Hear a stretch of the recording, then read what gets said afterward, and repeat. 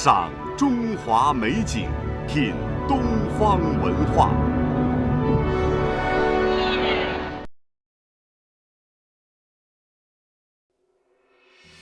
在10000年前的新石器时代，我们的祖先发明了烧陶技术。公元前5000年的西安仰韶文化遗址中发现了彩陶，并被人称为史前中国画。品文化现在为您推出的是中国绘画的起源——彩陶。其中具有代表性的是人面鱼纹盆，这是半坡类型彩陶独有的一种样式，至今发现了不止一件。在这个盆的内壁画有一个人形，但是这个人形很特别，他的五官是人的五官，但是在他两耳的部位画的是对称的2条鱼。这个人头顶立起的这个三角形，人们有不同的看法。有人认为是鱼的一个抽象表现，也有人认为是船帆的形象。还有这个人，他的口里横衔了一条鱼，也就是说，这个形象是一个人面与鱼纹的复合体。这种形象到底意味着什么呢？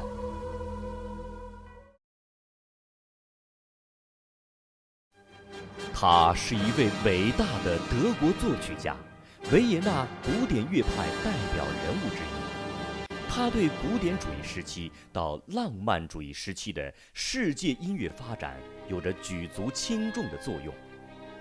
本期品文化大型系列篇《音乐家的故事》，为您讲述的是乐圣贝多芬。在一个黑夜里，银色的月光插进了黑暗。这束月光像箭一样直射在床头上。熟睡的孩子被猛然地惊醒了，他睁着又大又黑又亮惊慌的眼睛坐了起来。他知道凶神快到了。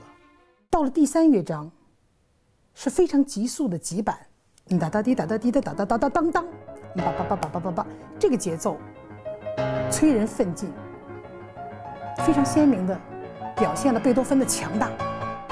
这段主题就是我们大家耳熟能详的咪瑞咪瑞咪西瑞哆啦哆咪拉西咪嗦西哆，中国很多大人孩子都会唱。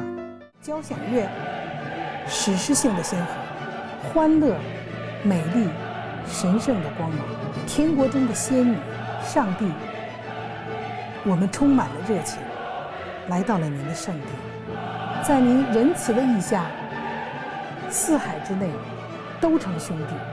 这一段词被贝多芬配上了大气的颂歌式的旋律，是令我们再熟悉不过的那4个音：咪咪咪哆，瑞瑞瑞西。贝多芬说：“我要扼住命运的咽喉，它不能使我完全屈服。我能把生命活上几千次，那有多美呀！”但是他还是倒下了，他握拳的手慢慢地垂了下来，停止了呼吸。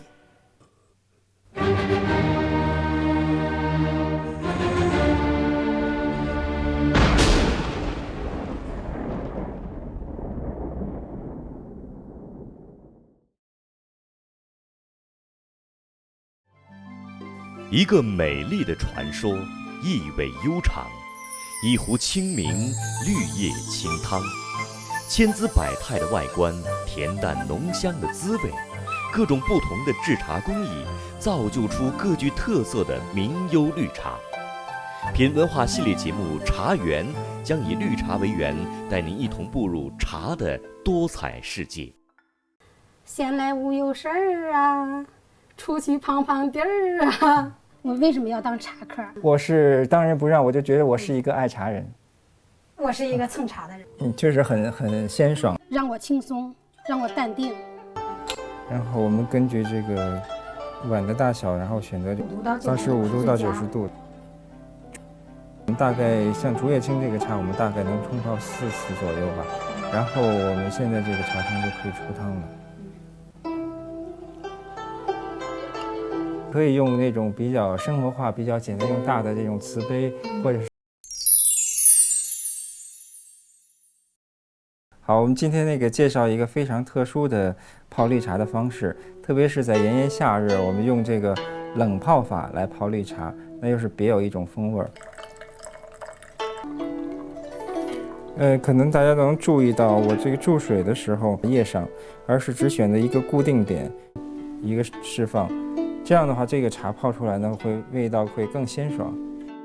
那么这次节目我们要跟大家说哪些人群不适合对饮茶，或者说少饮。对，因为我有一个朋友之前也曾经跟我说过，说一个喜欢喝茶的人，他的内心是绝对不会是黑暗的。我说说谜面，你们猜猜谜底，就是我们今天绿茶的主题。这个谜面是：山中无老虎，猴子称大王。特别是在50年代的时候，中国评10大国茶的时候呢，这个猴魁是名列其中。那猴魁在这么样的一个环境当中，就是生态极端的或者生态绝对的平衡的当中，杂取了周围种种的香气，集自然于一身。不同的绿茶呢，它这个冲泡之后，这个不同的意境就会展现出来。要用玻璃器皿，这样看得更透彻一些，对，更清晰一些。所以绿茶泡的多用的器皿还是玻璃器皿。对。味道呢，基本上可以说是鲜爽、醇厚、回味、甘甜。我觉得我说的挺好。很专业，对，非常专业。唐代卢仝写的那个7碗茶歌，就是1碗喉吻润，2碗破枯闷，3碗搜枯长，唯有文字5全卷，4碗发清汗，平生不平事，尽向毛孔散，5碗击鼓清，6碗通仙灵，7碗吃不得也，唯觉2夜习习清风生。就是作为现在就是都市很忙、节奏很快的这种生活来说，首先心态好，第二呢，常锻炼，再一个呢就是有积极的生活态度。那么再加上呢，与茶结缘，看我们这个茶园的节目，把这个心态呢调的呢更平衡。我觉得这样呢才是就是说，保健之道。在中国封建王朝时代，唐朝是最为鼎盛的时期之一，沿大唐帝国必首称唐太宗李世民。殊不知，唐高祖李渊才真正是一个胆略超群、富有权谋的政治家。作为辉煌灿烂的唐帝国的奠基人，那唐高祖李渊的背后有着怎样的故事？敬请收看《品文化之帝王文化大型系列篇：唐朝21帝开国皇帝唐高祖李渊。太宗18举一兵，白毛黄月定两京。秦冲鹿斗四海清，20有4功业成。白居易的诗句充分地表现出李世民为大唐帝国建立所立下的功勋。而作为璀璨夺目的贞观之治的缔造者，在他23年的帝王生涯中，是如何开创了中国历史上的一代太平盛世？敬请收看《品文化大型系列篇：唐朝21帝之唐太宗李世民》。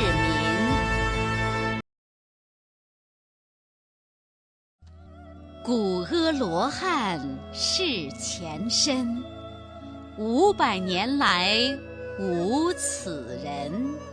齐锦江南推第一，比参造画莫通神。品文化正在为您讲述的是清代画家石涛。曾经热衷于功名，但是最终复归于平静，过了一种僧人的生活。那在他的一些画作中，我们也可以看到这样的一种画景。石涛善于画竹，我们在山水清音当中已经看到了他画的竹子独具个性。个性到底在什么地方呢？我们再来看一幅他画的兰竹图。这幅兰竹图是他与清初4王之一王元祁合作的。他以画寄情，道尽心中无限悲凉。他画法怪诞，绘出人间无尽沧桑。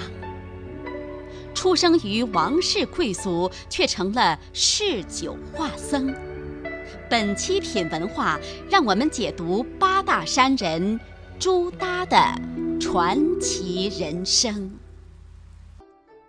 郎世宁画马，形体结构把握得非常的准确，而又恰当地运用了色彩。马的皮毛的光亮，神态的俊朗，在画上都是有显现的。我们看他画马的代表作《百骏图》。《百骏图》现在藏在台北故宫博物院。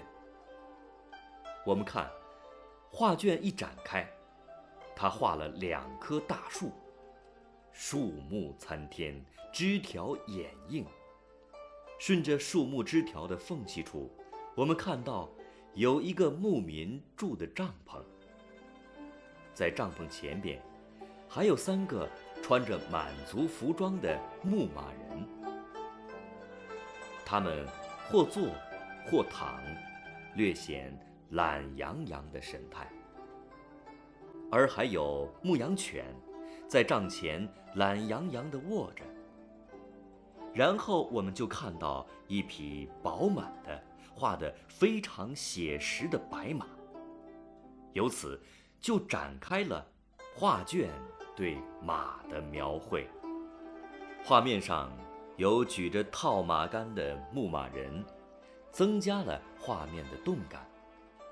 但是我们又看这些马，有的在觅食，有的在嬉戏，有的在饮水。它们神态各异，形体健壮饱满，毛皮光亮，色彩不一。然后随着画面的推进，我们在渐渐看的时候，我们看到了树木，看到了草地，然后看到了湖水。湖水的远方是山。那我们看，在山和草地之间的这个湖水，画家把它